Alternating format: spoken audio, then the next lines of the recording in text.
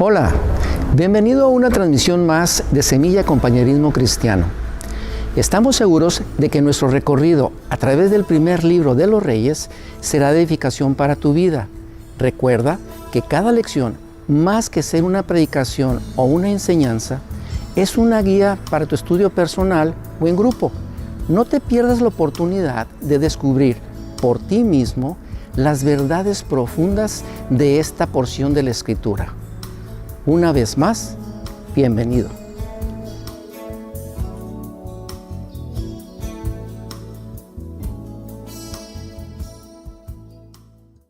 Hola, ¿qué tal? ¿Cómo estás? Espero que muy bien, ya sabes, igual que siempre recibiendo todas las bendiciones que nuestro Dios tiene para ti y para los tuyos. Ese es nuestro deseo siempre. Y vamos a continuar hoy, como te decía, con la lección 24, que es el capítulo 20, primero de Reyes 20. Y vamos a ver los versículos desde el 1 hasta el 43. Es un pasaje un poco extenso, así que lo vamos a ir leyendo en porciones y explicándolo y tratando de hacer una pequeña aplicación, porque ya sabes, la aplicación principal la vas a encontrar en tu grupo en casa, en tu semilla en casa, pero no queremos no prender esa chispa de empezar a reflexionar sobre lo que este pasaje trae a nuestra vida. Bueno, vamos a dar algunos detalles importantes. Por ejemplo, el versículo clave. El versículo clave es el versículo 13. El versículo 13 dice: entonces un profeta fue a ver a Acab, rey de Israel, y le dijo: esto dice el Señor, ¿ves todas estas fuerzas enemigas? Hoy las entregaré en tu mano, así sabrás que yo soy el Señor. Ese es el versículo clave de la enseñanza de hoy, que tiene por título: así sabrás que yo soy el Señor. Un poquito largo, pero no quería quitarle esa esencia, porque esa frase tan poderosa viene de Dios. Así sabrás que yo soy el Señor. ¿Quiénes son nuestros personajes principales? Ben-Hadad, Acab y un profeta desconocido. Esos son nuestros personajes principales. Obviamente Dios, que es quien interviene en todo esto, pero nuestros personajes terrenales, humanos, son ellos tres.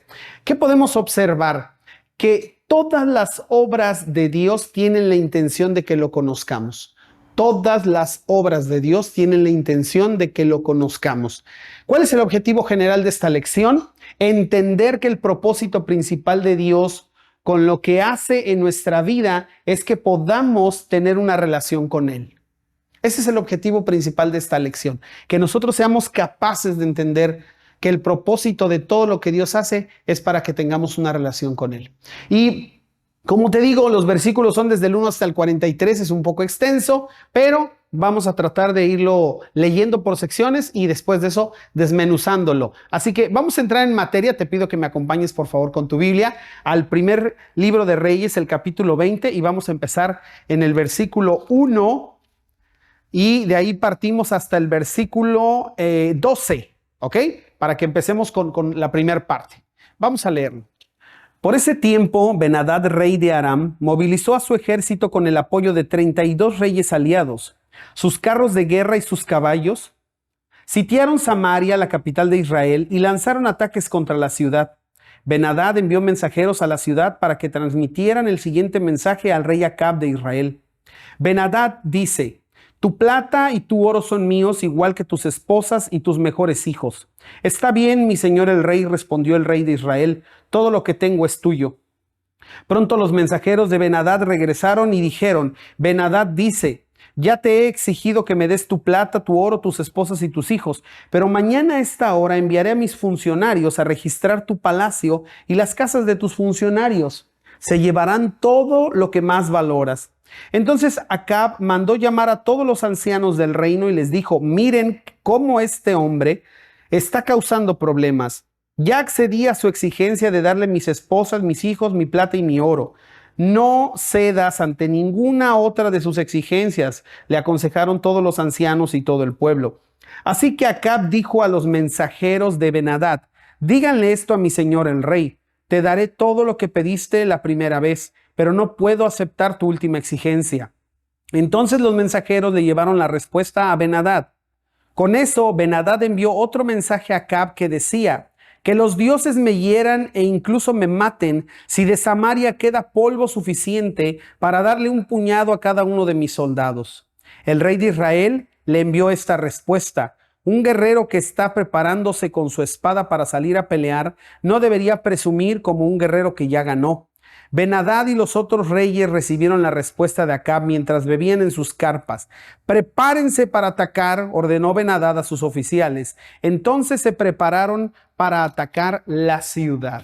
Está bastante interesante el pasaje porque vamos a ver que ocurre 2 veces este ataque o esta situación en la que Acab, que ya como lo hemos visto en las lecciones anteriores, es todo un personaje. Es todo un personaje no para bien, es un personaje para mal, porque es un personaje que está rebelde completamente a Dios, hizo lo malo delante de Dios como ningún otro, no siguió los pasos que debió seguir de los reyes del pasado, buenos, al contrario, se hizo peor. Entonces, no es un personaje que digamos, híjole, es digno de seguirlo o es digno de que tenga Dios misericordia de él en medio de lo que está viviendo. Nada que ver, nada que ver. Es una persona que deja bastante que desear, ¿no? Por decirlo de alguna manera muy amable. Pero empieza el versículo 1, diciendo, por ese tiempo. ¿Cuál tiempo? Habían pasado más de 3 años de sequía y de hambruna. Entonces, viene Israel de un tiempo difícil. Viene Israel de un tiempo de cansancio, de lucha, de hambre, de desgaste social y de desgaste personal y hasta físico por la falta de alimento y por todo lo que habían vivido. Cuando está sucediendo esto, que en el capítulo 19 ya vimos el tema de Elías y de Eliseo, cómo es llamado y todo, mientras eso ocurre, mientras está terminando esta hambruna, ocurre esta historia en donde este rey Ben-Hadad quiere atacar al rey de Israel, quiere saquear Israel, y entonces se junta con 32 reyes más, que posiblemente no eran reyes, mencionan los estudiosos, sino que a lo mejor eran gobernantes de provincias, pero se les menciona como reyes. Y entonces cuando tú te pones a pensar en el ejército de 32 naciones o de 32 pueblos, estás hablando de un mundo de gente, demasiada gente, siendo que Israel era pequeño, tenía un ejército limitado, y además de eso, como te digo, venían saliendo de la hambruna. Imagínate nada más cómo estaban sus pobres soldados, ¿no? Flacos, enclenques, desgastados, y en medio de eso sucede esto. Cuando el rey Ben-Hadad solicita, ataca a Samaria y hace esta exigencia al rey Acab y le dice: tu plata y tu oro son míos, igual que tus esposas y tus mejores hijos. En el versículo 4 el rey dice: está bien, mi señor el rey. O sea, Acab no tiene ni la fuerza militar, no tiene ni el apoyo económico, ni el apoyo moral de una nación grande, de reyes aliados a su alrededor. O sea, se ve en su situación real. Se contempla en su situación real y simplemente dice: adelante, no puedo hacer nada. Mis esposas, mis hijos, mi oro, mi plata son tuyos, sin problema. Y entonces el rey no pone resistencia y dice: todo lo que tengo es tuyo. Pero entonces a Ben-Hadad dice: ya se dio, me le voy con todo a la yugular. Y le dice: pues ¿sabes una cosa? No nada más quiero lo tuyo, quiero todo lo de tus altos funcionarios también. Y voy a registrar cada casa y me voy a llevar lo que yo quiera. Entonces lo quiere pulverizar, quiere acabar con él, quiere acabar con la moral de su gobierno, quiere acabar con la moral de los ancianos, del pueblo. Lo poco que quedaba se lo quería llevar. Entonces, ahí es donde Acab tiene este momento de lucidez, porque como te digo, era un personaje bastante complicado, pecaminoso, terrible. Tú sabes lo que pasó con los profetas en el monte y que seguían a Baal y bla. No me voy a tomar tiempo en eso, pero tú sabes todo ese trasfondo, ¿va? Y sabes quién es Acab. Entonces, de repente tiene un momento de lucidez cuando pide todo esto, habla con los ancianos. Fíjate nada más, junta en el versículo 7, dice, entonces Acab mandó llamar a todos los ancianos del reino, a toda la gente sabia, a todos aquellos que en algún momento gobernaron o sirvieron como parte del gobierno, y les dice, ¿qué opinan? Ya accedí a sus exigencias y ahora quiere esto. Obviamente ellos le dicen, no cedas a ninguna otra cosa. O sea, ya fue, o sea, es suficiente. Entonces él manda el mensaje y Ben-Hadad le contesta de una manera bastante peculiar, porque también lo hace su mujer antes con Elías, con esta misma, ¿no? Dice el versículo 10, que los dioses me hieran e incluso me maten. Si de Samaria queda polvo suficiente para darle un puñado a cada uno de mis soldados, o sea, te voy a desbaratar, le dice, ¿no? Prácticamente, te voy a hacer polvito. No va a quedar nada de ti, ahora ya no quiero nada, ahora te quiero destruir. Es lo que le está diciendo, te voy a destruir. Y entonces el rey de Israel tiene un momento todavía de más brillo, de más lucidez, de donde no esperabas que hubiera un poquito de sabiduría. De repente sale con esta frase matadora y le dice al rey en el versículo 10, no, en el versículo 11, un guerrero que está preparándose con su espada para salir a pelear no debería presumir como un guerrero que ya ganó. O sea, no tienes todavía ni la vaca, ya estás pensando en los becerros, le quiso decir en nuestra manera coloquial de hablar hoy en día. O sea, todavía ni peleamos y ya estás diciendo que me vas a deshacer la ciudad. No puedes tener ese orgullo. Pero obviamente esto le pica más la cresta a Ben-Hadad. Pero bien importante el detalle en el versículo 12, porque dice, Ben-Hadad y los otros reyes recibieron la respuesta de Acab mientras bebían en sus carpas. O sea, ellos, ya estaban celebrando, no les interesaba, creían que iban a vencer fácilmente a los israelitas, al punto de que los que organizan la guerra, los que se sientan a la mesa redonda, los que dicen quién va para dónde, ya estaban tomados, ya estaban tomando. Y simplemente dice el rey, prepárense para atacar. Le ordenó a sus oficiales, entonces se prepararon para atacar la ciudad. Entonces, ya se dejó venir la guerra, ya se dejó venir la situación, y Acab se encuentra en esto, que a pesar de que los reyes ya estuvieran tomados, de que estuvieran cegados en medio de la situación, seguían siendo un ejército inmensamente superior al ejército de Acab, que si bien podían ser unos 7,000 hombres, porque después lo vemos más adelante, o a lo mejor un poco más, no lo sé, no era suficiente para pelear con un ejército de ese tamaño, ¿no? Entonces, vamos a la siguiente parte del pasaje que nos va a llevar hasta el versículo 22. Vamos a leerlo, dice, entonces un profeta fue a ver a Acab, rey de Israel, y le dijo, esto dice el Señor, ¿ves todas esas fuerzas enemigas? Hoy las entregaré en tus manos, así sabrás que yo soy el Señor. ¿Cómo lo hará?, preguntó Acab. El profeta contestó, esto dice el Señor, lo harán las tropas de los comandantes provinciales. ¿Debemos atacar nosotros primero?, preguntó Acab. Sí, contestó el profeta. Entonces Acab reunió a las tropas de los 232 comandantes de las provincias. Luego llamó al resto del ejército de Israel, unos 7,000 hombres. Cerca del mediodía, mientras Ben-Hadad y los 32 reyes aliados aún estaban en sus carpas bebiendo hasta emborracharse, el primer contingente, formado por las tropas de los comandantes provinciales, avanzó desde la ciudad. Mientras se acercaban, la patrulla de avanzada que había mandado Ben-Hadad le informó, unas tropas avanzan desde Samaria. Tráiganlos vivos, ordenó Ben-Hadad, ya sea que vengan en son de paz o de guerra. Ahora bien, los comandantes de las provincias de Acab, junto con todo el ejército, habían salido a pelear. Cada soldado israelita mató a su oponente arameo, y de pronto todo el ejército arameo sintió pánico y huyó. Los israelitas persiguieron a los arameos, pero el rey Ben-Hadad y algunos de sus conductores de carros escaparon a caballo. Sin embargo, el rey de Israel destruyó el resto de los caballos y carros de guerra y masacró a los arameos. Después el profeta le dijo al rey Acab, prepárate para otro ataque. Empieza a planificar desde ahora, porque el rey de Aram regresará la próxima primavera. ¡Qué intervención de Dios!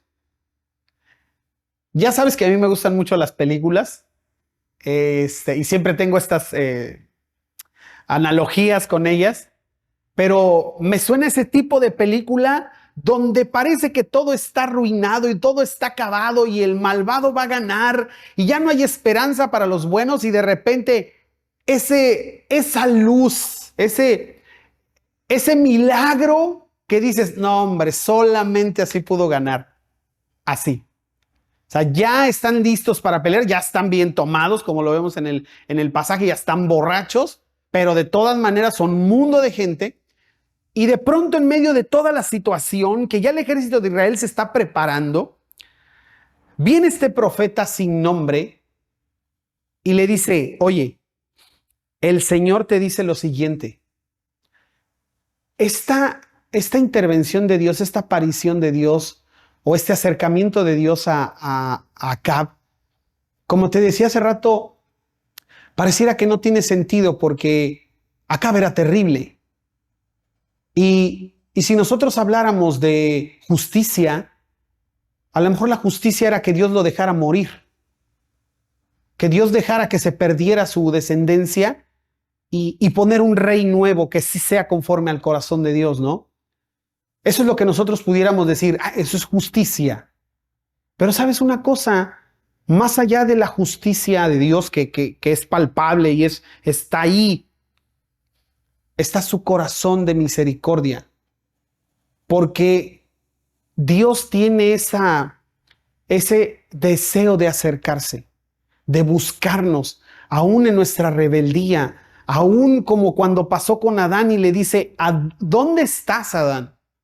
Que Dios sabía dónde estaba, pero quería encontrarlo, pues quería tener ese enfrentamiento, esa confrontación con él, ¿no? Y aquí Dios va y se acerca. Obviamente, Acab no pidió la ayuda de Dios, pero Dios sí va y le ofrece su ayuda. Y le dice, ¿ves todas estas fuerzas enemigas? O sea, estás en un problemón, amigo.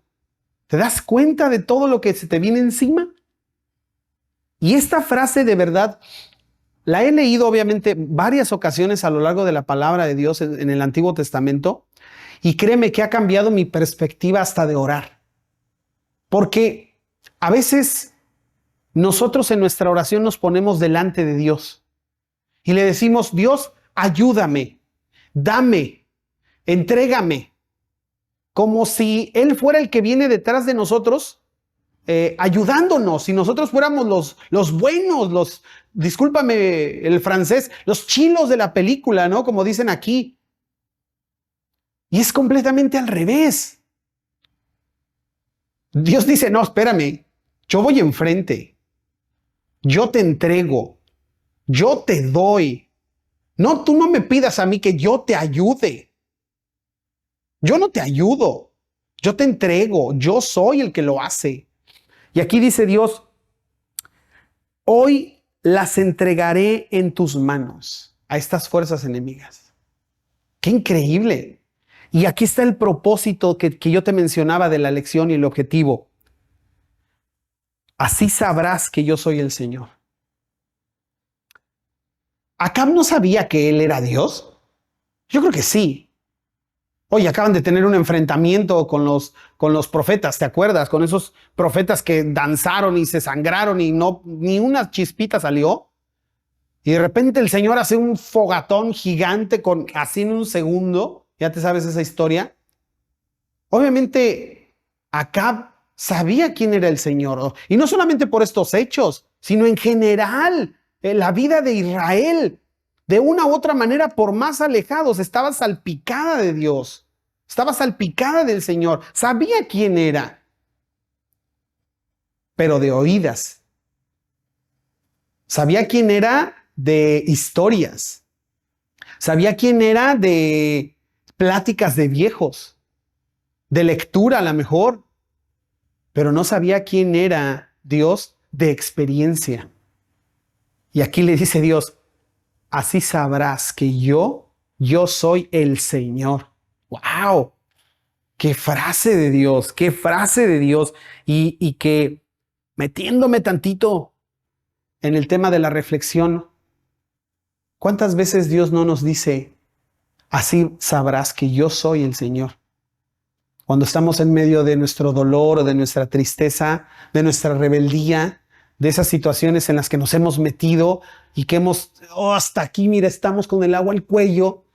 Y dice Dios, no te preocupes, tendré misericordia de ti, porque así sabrás que yo soy el Señor. Híjole. Y es lo que hace Dios con Acab. Y obviamente Acab, la pregunta lógica, ¿cómo lo hará? Pues sí, Acab no conocía a Dios. No sabía de Dios en realidad, de oídas. Pero no tenía idea, era ignorante de Dios. Me encanta esta frase que encontramos en el Nuevo Testamento, ajeno de la vida de Dios. Apúntala, subráyala, ahí escríbela. Ajeno de la vida de Dios. Yo no sé qué hace Dios. Yo no sé cómo obra Dios. Yo no sé dónde está Dios.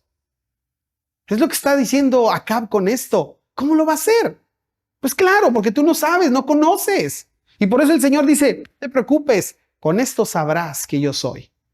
¿No?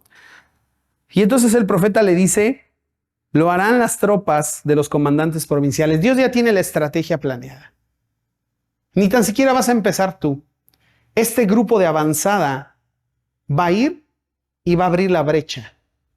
Y después de ellos vendrás tú y verás lo que va a suceder. Obviamente, 7,000 soldados contra no sé cuántos más, pues se ve como, híjole, un puñito contra un cerro de gente, ¿no? Y entonces se hace como Dios lo había diseñado. Y dice en el versículo 16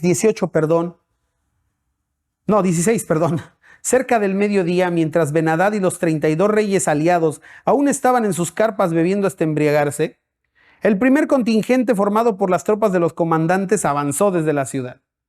Le dicen, hey, rey, ahí viene un contingente, ¿qué hacemos? Y aquí está algo ilógico, pero te das cuenta que el grado de embriaguez del rey Ben-Hadad ya estaba como que ya rebasaba el alcoholímetro, porque le dice, pues no importa, tráiganmelos vivos, si quieren pelear o quieren ser compas, ustedes tráiganmelos.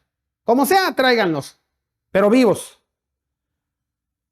Entonces empieza la pelea cuando ellos creen que fácilmente se van a acercar a estos israelitas. Y entonces cada uno mata al oponente que vino. Y además de eso, empiezan a masacrar a todos los demás. Porque obviamente si los reyes ya están tomados, pues ya empezó a correr el alcohol por todos lados, ¿no? Y entonces los israelitas, junto con el rey Acab y lo demás, hacen que el rey Ben-Hadad huya con algunos cuantos guerreros en carros, pero hacen estragos terribles. Lo hacen correr con la cola entre las patas.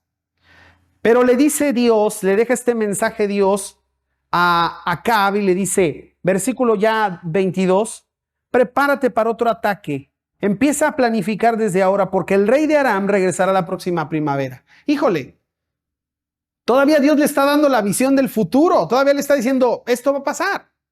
Qué intervención tan tremenda de Dios. Y cómo es que Dios anhela de verdad que nosotros como seres humanos o que el hombre pueda llegar a ese conocimiento de Él. Que nos demos cuenta que a través de todas las cosas que Dios ha hecho en nuestra vida, su propósito siempre ha sido que nosotros le podamos conocer. Y yo sé que vas a estar de acuerdo conmigo que si no hubieran sucedido ciertas cosas en nuestra vida, si no hubieran pasado ciertos eventos y Dios no hubiera respondido de la manera en que lo hizo, no lo hubiéramos conocido, no hubiera sido así, pero fue el propósito de Dios que nosotros lo conozcamos. Y hoy te puedo decir a 100% de seguridad que cada cosa que tú vives tiene la misma intención, que tú sepas quién es el Señor, que conozcas quién es Dios. Tanto lo bueno como lo no bueno, lo favorable y lo no favorable, la salud, la enfermedad, la carencia, la prosperidad, todo tiene el propósito que nosotros conozcamos quién es el Señor. Bueno, después en el versículo 23, ahí sí nos vamos a aventar un poquito más extenso. Nos vamos ahí, yo creo que hasta el versículo 34. Después de la derrota, los oficiales de Ben-Hadad le dijeron: los dioses de los israelitas son dioses de las montañas, por eso ganaron. Pero podemos vencerlos fácilmente en las llanuras, solo que esta vez reemplaza a los reyes con generales. Recluta otro ejército como el que perdiste. Consíguenos la misma cantidad de caballos, carros de guerra y hombres, y nosotros pelearemos contra los israelitas en las llanuras. Sin duda los venceremos. Así que el rey Ben-Hadad hizo lo que ellos le sugirieron. La primavera siguiente llamó al ejército arameo y avanzó contra Israel, pero esta vez en Afec. Entonces Israel reunió a su ejército, montó líneas de abastecimiento y salió a pelear.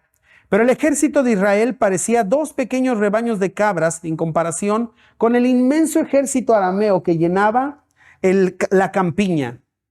Entonces el hombre de Dios fue a ver al rey de Israel y le dijo: esto dice el Señor. Los arameos han dicho: el Señor es un Dios de las montañas y no de las llanuras. Así que derrotaré a este gran ejército por ti. Entonces sabrás que yo soy el Señor. Los 2 ejércitos acamparon uno frente al otro durante 7 días. El 7º día comenzó la batalla. En un solo día los israelitas mataron a 100,000 soldados arameos de infantería. El resto huyó a la ciudad de Afec, pero la muralla les cayó encima y mató a unos 27,000 de ellos. Ben-Hadad huyó de la ciudad y se escondió en un cuarto secreto.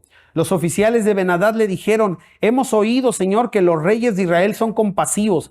Entonces pongámonos tela áspera alrededor de la cintura y sogas en la cabeza en señal de humillación, y rindámonos ante el rey de Israel, tal vez así le perdone la vida. Entonces se pusieron telas ásperas y sogas, y fueron a ver al rey de Israel, a quien le suplicaron: su siervo Ben-Hadad dice, le ruego que me perdone la vida. El rey de Israel respondió: ¿todavía vive? Él es mi hermano. Los hombres tomaron la respuesta como una buena señal, y aprovechando esas palabras, enseguida le respondieron: sí, su hermano Ben-Hadad. Vayan a traerlo, les dijo el rey de Israel. Cuando Ben-Hadad llegó, Acab lo invitó a subir a su carro de guerra. Ben-Hadad le dijo: te devolveré las ciudades que mi padre le quitó a tu padre, y puedes establecer lugares de comercio en Damasco como hizo mi padre en Samaria. Entonces Acab le dijo: te dejaré en libertad con estas condiciones. Así que hicieron un nuevo tratado y Ben-Hadad quedó en libertad. Ay, ay, ay. Híjole, qué situación. Porque a más de que Dios le dice qué va a suceder, estos hombres empiezan creyendo o poniendo a Dios en su propio tipo de teología. Porque dicen: no. El Dios de los israelitas nos venció porque Él es Dios de montañas, pero no es Dios de llanuras. En aquellos entonces era muy fácil inventar todas estas deidades y hacerlas locales. Era solamente Dios de un río, o era Dios de una montaña, o era Dios de tal pueblo, o era Dios de tal ciudad, pero hasta ahí terminaba su influencia.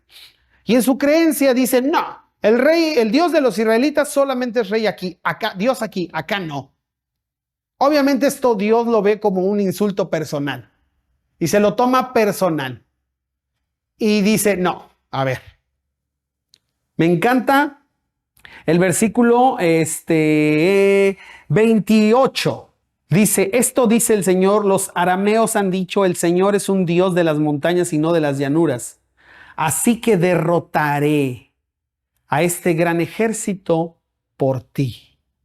Y otra vez, entonces sabrás que yo soy el Señor. Pero aquí Dios ya lo toma como una ofensa personal y dice: no, espérate. Se arremanga Dios y dice: espérate, ahorita nos arreglamos. No te metas, Ben-Hadad. Esto ya es personal con ellos, no te preocupes. Pero así tú sabrás que yo soy Dios. Es bien diferente así sabrás que yo soy el Señor. Sí tiene la misma intención, pero son 2 facetas de Dios. Porque en la primera es: yo vengo para entregarlos en tu mano.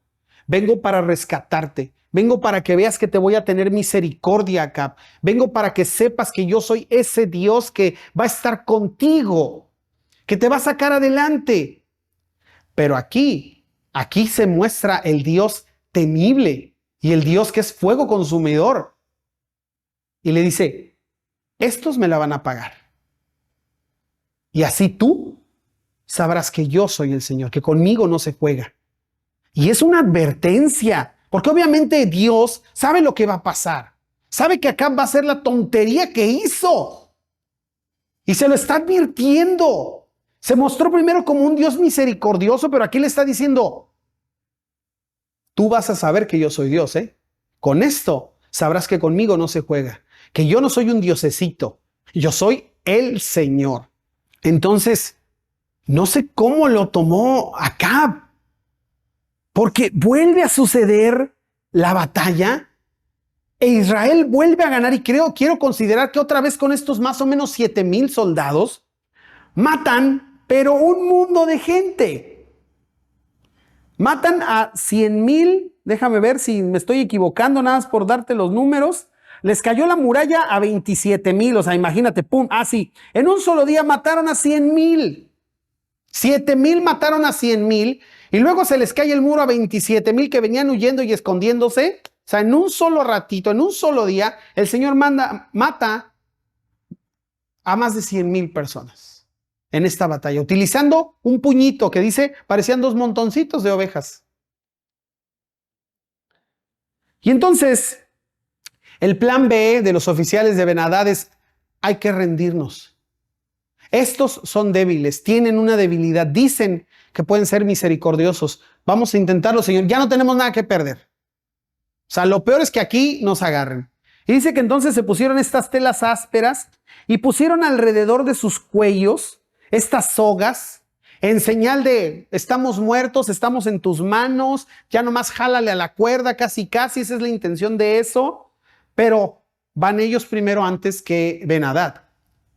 Y cuando ellos le dicen, su siervo, te fijas, ya es diferente a cómo se presentó Ben-Hadad. Caramba, Dios hizo que se cumpliera aquella frase que dijo Acab. ¿Cómo es que un guerrero ya se está creyendo el vencedor cuando todavía ni sale a pelear? Y aquí ya no se presenta como, déjame ver, Ben-Hadad te dice, ¿no? O sea, así con eso. Ahora no, ahora es, su siervo Ben-Hadad dice, híjole, qué diferencia.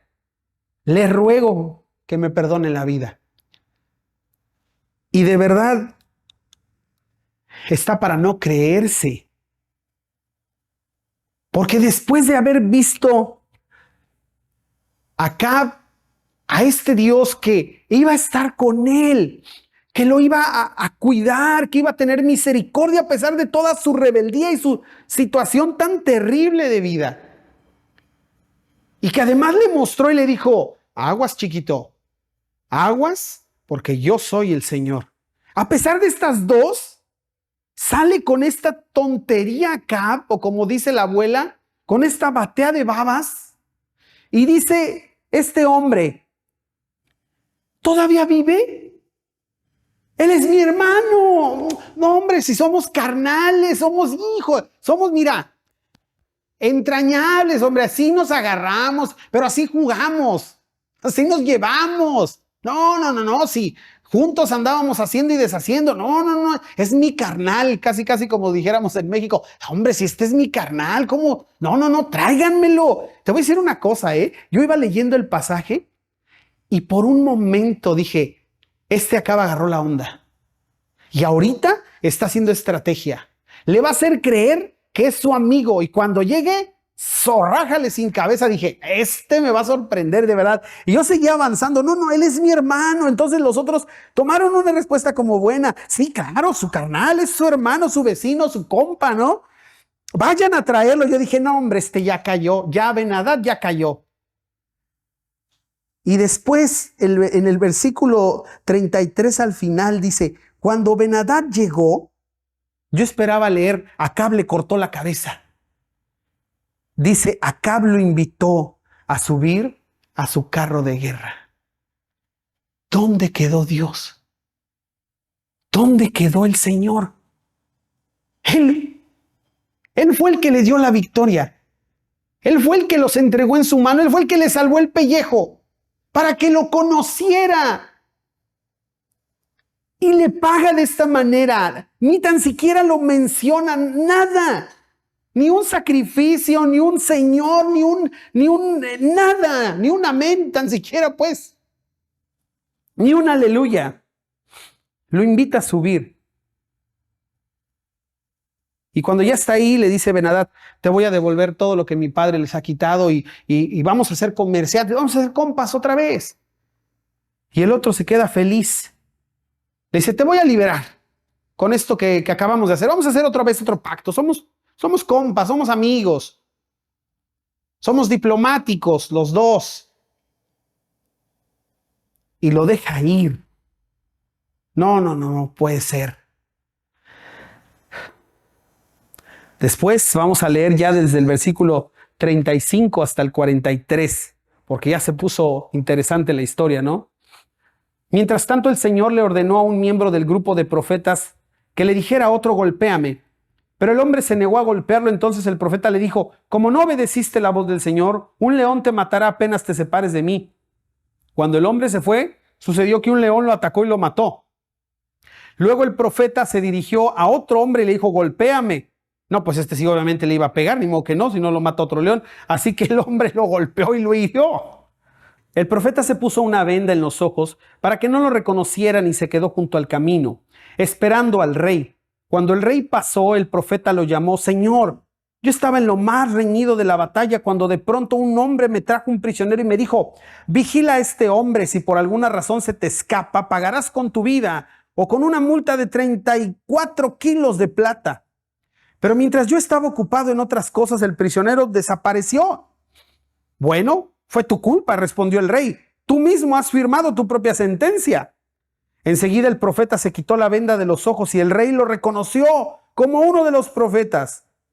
El profeta le dijo, esto dice el Señor, por haberle perdonado la vida al hombre que yo dije que había de destruir, ahora tú morirás en su lugar y tu pueblo morirá en lugar de su pueblo. Entonces el rey de Israel volvió a su casa en Samaria, enojado y de mal humor. ¿Qué desenlace de esta historia? Porque Dios le enseña a Acab que Él es el Señor y que con Él no se juega. Y que sí, así como Dios es Dios de misericordia, es Dios de amor, también es un Dios que es fuego consumidor y que tiene su límite, que no le podemos jugar al vivo con Dios, porque lo hemos visto en varias ocasiones de la palabra de Dios, en que Él dice, a ver, ¿y te acuerdas de esta historia, de este cantar de el Señor y su viña, que dice, la despedregué, la limpié, le hice los mejores cajetes, le ponía agua de garrafón para que salieran uvas dulces y me salieron uvas amargas y ácidas? No puede ser que ahora el pueblo juzgue entre mi viña y yo. ¿Qué más podía hacer por ella? Le hice todo. Pues ahora que quede destruida y se pierda. Eso nos muestra que Dios tiene su límite. Así que no seamos tan inocentes de creer que yo voy a poder jugar con Dios y hacer y deshacer, y que Dios no nos dirá, tú vas a saber que yo soy el Señor, ¿eh? Cuidado, porque Dios utiliza a un profeta que ya lo ha hecho en varias ocasiones, venir con estas historias inventadas para hacerlos reflexionar, para confrontarlos. Y en esta ocasión lo vuelve a hacer. Y entonces le presenta esta historia parecida a lo que él hizo, que lo vemos con David, que le presentan una historia parecida a lo que él hizo. Y el rey contesta, bueno, fue tu culpa, respondió. Tú mismo has firmado tu propia sentencia en el versículo 40. Y entonces el profeta se quita la venda y le dice, esto dice el Señor, por haberle perdonado la vida al hombre que yo dije que había de destruir. ¿Qué no te acabo de decir lo que iba a hacer? Que por haberse metido conmigo, yo me iba a encargar de él y los iba a destruir, y tú tienes el descaro de perdonarlo, ahora tú vas a pagar. Y tu pueblo es el que va a morir. Qué sentencia tan fuerte de Dios. Y obviamente dice el versículo 43, entonces el rey se volvió a su casa en Samaria, enojado y de mal humor. Obvio. O sea, ya le cayó la sentencia a él. Y aún en medio de eso, no vemos arrepentimiento. Imagínate, ay. Yo no sé qué haríamos a lo mejor muchos de nosotros si el Señor nos manda un mensaje de ese tamaño. No, de rodillas ahí mismo y implorando misericordia y perdón. Y se enoja y se pone de malas y se va a su casa. No. Es terrible. La enseñanza que nos queda en esta lección es lo que te dije al inicio, que Dios desde el principio, desde el Edén, siempre quiso que el hombre lo conociera, que lo conociéramos, que supiéramos que Él era el Señor, que Él está ahí para nosotros, con manos de amor y de misericordia, con un corazón para nosotros.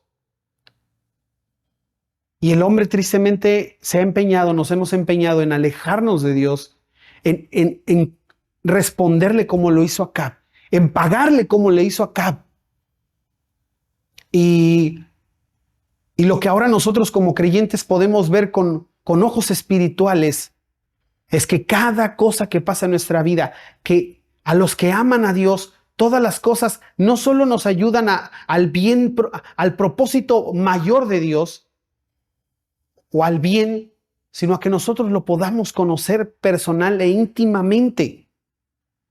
Así que cada vez que pases por una situación difícil, si ahorita estás pasando por una situación difícil, si estás pasando por una situación de bonanza, sea la situación de vida que tú estés pasando en este momento, sábete, date por entendido y enterado que tiene el propósito de que tú conozcas más a Dios.